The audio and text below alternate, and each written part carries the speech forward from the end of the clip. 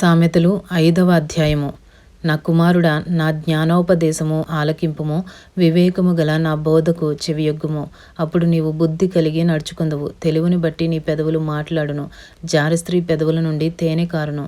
దాని నోటి మాటలు నూనె కంటెను నునుపైనవి. దాని వలన కలుగు ఫలము ముసిని పండంతా చేదు.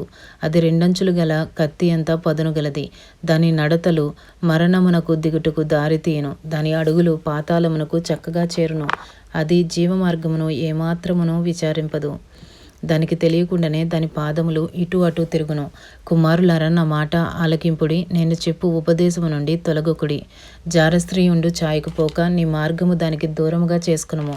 దాని ఇంటి వాకిటి దగ్గరకు వెళ్ళకుము. వెలిని ఎడల పరులకు నీ యవన బలమును, క్రూరులకు నీ జీవిత కాలమును ఇచ్చివేతువు.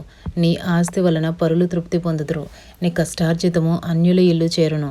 తుదకు నీ మాంసమును నీ శరీరమును క్షీణించినప్పుడు, అయ్యో, ఉపదేశము నేనెట్లు త్రోసివేసితిని, నా హృదయము గద్దింపునెట్లు తృణీకరించెను.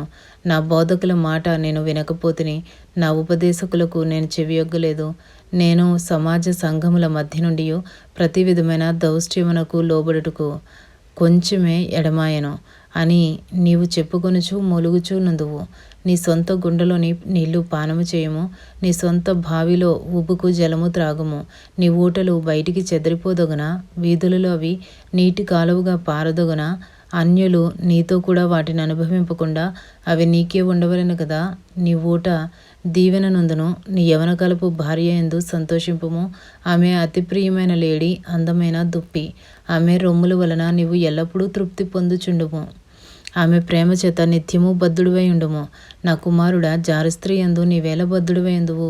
పరస్త్రీ రొమ్ము నీవేళ కౌగిలించుకొందువు. నరుని మార్గములను యెహోవా ఎరుగును. వాని నడతలన్నిటినీ ఆయన గుర్తించును. దుష్టుని దోషములు వానిని చిక్కులు పెట్టును. వాడు తన పాప పాశముల వలన బంధింపబడును. శిక్ష లేకయే అటువాడు నాశనమగును. అతి మూర్ఖుడైవాడు త్రోవ తప్పిపోవను. సామెతలు 5వ అధ్యాయము పూర్తి చేయబడినది.